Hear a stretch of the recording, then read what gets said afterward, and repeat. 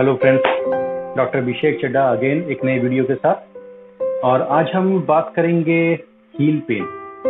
Heal pen क्या है, उसको स्पेसिफिकली क्या टर्म दिया जाता है, और बहुत सारा पेन और दिक्कत में झेलते हुए हम उसको कंटिन्यूटी चलते रहते हैं। तो आज हम उसके रिगार्डिंग कुछ टिप्स की बात करेंगे, और स्पेसिफिकली जो आपको एक टर्म यूज इसके लिए होता है, या आप जब दिखाने जाते हैं डॉक्टर को और आपको पता चलता है कि आपको क्या दिक्कत है, तो उस दिक्कत का नाम है प्लांटर fasciitis।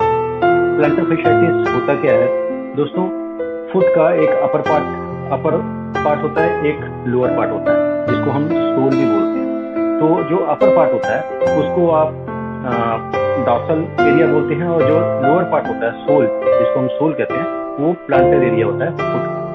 तो होता क्या है कि जो हमारा प्लांटर एरिया होता है, मैं आपको दिखाऊंगा।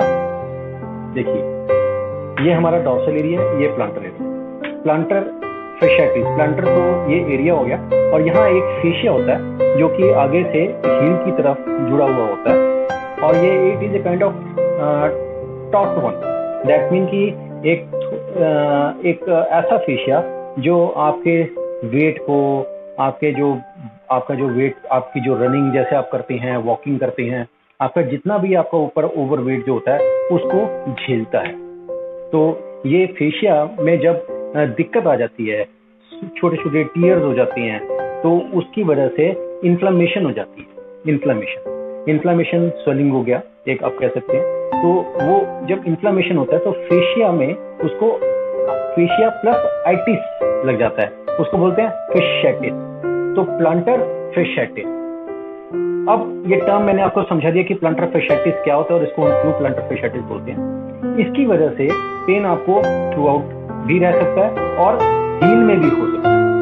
अब यहाँ बात करेंगे कि प्लांटर fasciitis है तो यहाँ, और हील में क्या पेन हो गया, क्यों है, किस लिए है? क्योंकि दोस्तों हील में भी पेन जो होता है वो हील्स पर बन जाता है। तो अब प्लांटर fasciitis और हील्स पर दोनों अलग अलग हैं। प्लांटर fasciitis की वजह से हील में भी पेन आ सकता है, और हील्स पर क्या है, आपके हील के लोअर साइड में एक कैल्सिफाइड एक प्रोमिनेंस बन जाता है, ओवरग्रोथ हो जाती है, जो कि आपको कई बार दिखती भी है, वो आपके लिए काफी पेनफुल होता है, तो वो आपको हील्स पर कहलाता है। तो ये प्लांटर fasciitis है, और ये हील्स पर है जो कि हील में पेन करता है। लेकिन प्लांटर fasciitis आधे लोगों को जो प्लांटर fasciitis होंगे उनको हील में पेन जरूर होगा। अब इसके अगर देखा जाए तो, अगर थ्योरेटिकली देखा जाए तो हम कोई ऐसे स्पेसिफिक रीजन तो नहीं बता सकते, बट प्रैक्टिकली अगर देखें तो इसके कई सारे रीजंस हो सकते हैं। स्पेसिफिकली आपको जानना ये है कि इसका रूट कॉज क्या है, ये पेन आता कैसे। दोस्तों अक्सर देखा जाता है जिन लोगों की काफ मसल्स टाइट होती है, काफ मसल्स, उनको ये दिक्कत ज्यादा रहती है।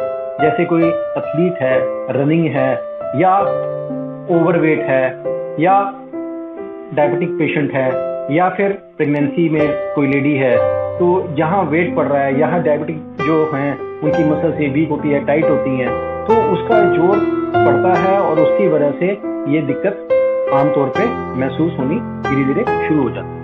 तो इस पे आपने ध्यान रखना है कि सबसे पहले आपने अपनी काफ मसल्स को रिलीज करना। उसको हम कैसे करेंगे, उसके लिए मैं आपको कुछ एक्सरसाइज दिखाऊंगा। आपको क्या करना है, सबसे पहले आपको नॉर्मली स्ट्रेटली खड़े होके जिस लेग में आपको या जिस हील में आपको पेन है, जिस काफ मसल की आपकी ज्यादा टाइटनेस होगी, तो उसको आपको स्ट्रेच करना है लाइक दिस। इसको पैर को पीछे रखते हुए नी को स्ट्रेट रखेंगे और अगले नी को बेंड करते हुए आगे की तरफ जाएंगे। तब आपको यहाँ पर खिंचाव फील होगा, और जब आप 3 to 5 रेपिटेशंस इसको करेंगे तो उसके बाद धीरे धीरे आपकी जो काफ मसल है वो लूज होनी शुरू हो जाएंगी। तो एक ये सबसे अच्छा मेथड है आपके अपने काफ मसल्स को रिलीज करने का, जिससे कि आपके हील पेन में आराम डेफिनेटली महसूस होगा। तो ये मैंने एक तरीका बताया। दूसरा तरीका आप क्या कर सकते हैं, किसी टॉवल को या बेल्ट यूज कर सकते हैं। बेल्ट को आपने यहाँ लगाया और उसको खींचा, जो देखिए ये खींच रही है, फिर आपको लूज करेंगे, फिर खींचेंगे, लूज करेंगे। ध्यान रहे कि आपका उसमें जो नी है वो बिल्कुल लॉक रहना चाहिए, लेग बिल्कुल स्ट्रेट रहनी चाहिए। तब जाके ये इफेक्टिव होगा। ऐसे ही आप इसको स्टेयर्स पे खड़े होके भी कर सकते हैं, वो मैं आपको दिखाऊंगा। उससे पहले मैं आपको कुछ के लिए कुछ और भी दिखाऊंगा कि आप इसको और कैसे इजी कर सकते हैं। देखिए, जैसे कि ये मेरे पास एक टेनिस बॉल है, आप इसको यूज कर सकते हैं। देखिए, आपने क्या करना है, कोई भी बॉल उसको यूज करते हैं। बॉल के ऊपर आपने अपना आर्क यहाँ रखना है और इसको धीरे धीरे प्रेशराइज देना है, जितना आप प्रेशर से कर सकते हैं। और इसको देखिए, अपने सोल को आप इसके ऊपर मूव करना है। आपको यहाँ टाइटनेस होगी और आपको जब आप इसको प्रेशर देंगे तो आपको काफी खिंचाव सा महसूस होगा। आप इसको इस तरह से यूज कर सकते हैं। हाँ दोस्तों, एक चीज मैं और बता देता हूँ कि ये उनको भी दिक्कत ज्यादा होती है जिनके फ्लैट फुट हो या हाई आर्क हो। जिनकी आर्क ज्यादा भी होती है उनको भी दिक्कत होती है, या फ्लैट फुट हो उनको भी दिक्कत होती है। तो इस पे भी आपने ध्यान देना है।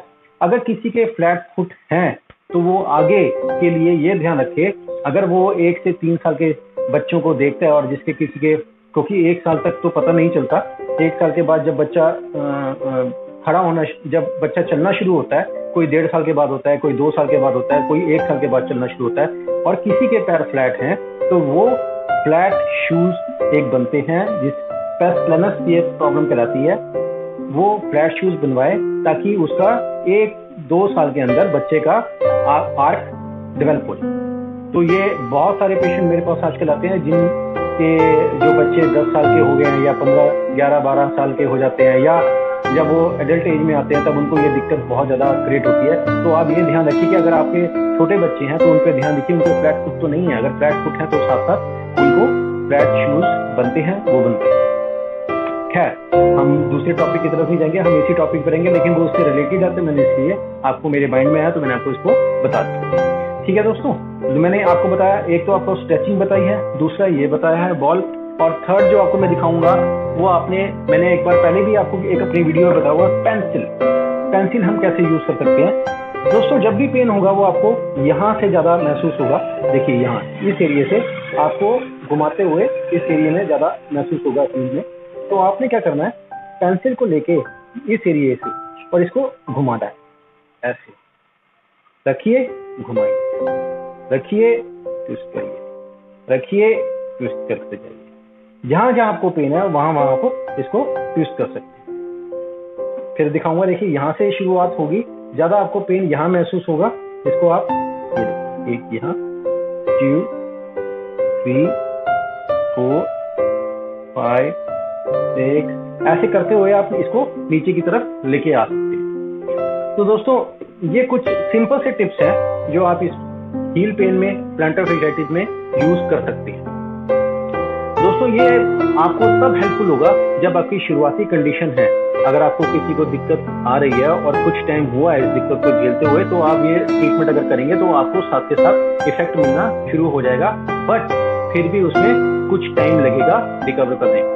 लेकिन अगर आपको लगता है कि आपके कुछ वीक्स निकल चुके हैं, 2 हफ्ते हो चुके हैं, 3 हफ्ते हो चुके हैं, फिर भी पेन में रिलीफ नहीं है, तो दोस्तों मैं आपको बिल्कुल रिकमेंड करूंगा, एक अच्छे फिजियोथेरेपिस्ट को दिखाना जरूरी है। उसको दिखाइए ताकि आपको एक अच्छा प्रॉपर्ली ट्रीटमेंट मिल सके, ये दिक्कत इतनी सीवियर ना हो जाए कि आपको बाद में इसके लिए बहुत ज्यादा टॉर्चर फील करना पड़े। तो इसलिए आपने आपको टॉर्चर नहीं करना है। अगर 2-3 हफ्ते तक नहीं, आपको इन टेक्निक से नहीं होता, अगर आपको दिक्कत बहुत ज्यादा है तो आपने फिजियोथेरेपिस्ट को दिखाना है। बट अगर आपको शुरुआती दिक्कत है तो मैं आपको गारंटीड देता हूँ कि आप इन टेक्निक्स के द्वारा अपने आप को कवर कर पाएंगे। इसके साथ मैंने आपको एक स्टेयर्स का और बताना है कि आप स्टेयर्स पे भी अपने काफ मसल्स को कैसे रिलीज कर सकते हैं। मैंने कुछ अपने पहले वीडियोस में हमेशा बताया कि अपनी हैमस्ट्रिंग्स को, अपने काफ मसल्स को स्ट्रेच करते रहिए।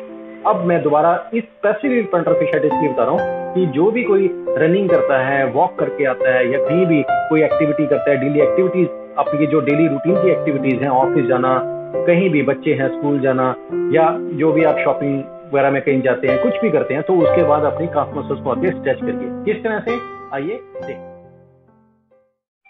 दोस्तों, आप देख सकते हैं, देखिए मैं स्टेयर्स के बिल्कुल एज पे खड़ा हूँ स्टेयर के, और आप जितना पीछे जा सकते हैं, दोनों अपने फीट को अपने पीछे की तरफ लेकर आके और आप इसको नीचे की तरफ लेकर जाइए। देखिए स्ट्रेचिंग फील होगा आपको। इसको 1, 2, 3, 4, 5 easy, relax. Again 1, 2, 3, 4, 5 relax. Again 1 2 3 4 5 relax.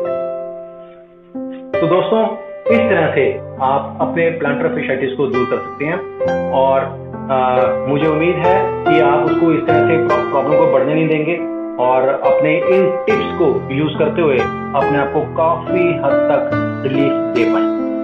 दोस्तों, होपफुली आपको ये बेनिफिट देंगे और अगर बेनिफिट देते हैं और आपको मेरा वीडियो अच्छा लगता है तो लाइक करिए, शेयर करिए और सब्सक्राइब करिए। ठीक है दोस्तों, नेक्स्ट वीडियो में फिर मिलूंगा। तब तक के लिए टेक केयर, बाय बाय।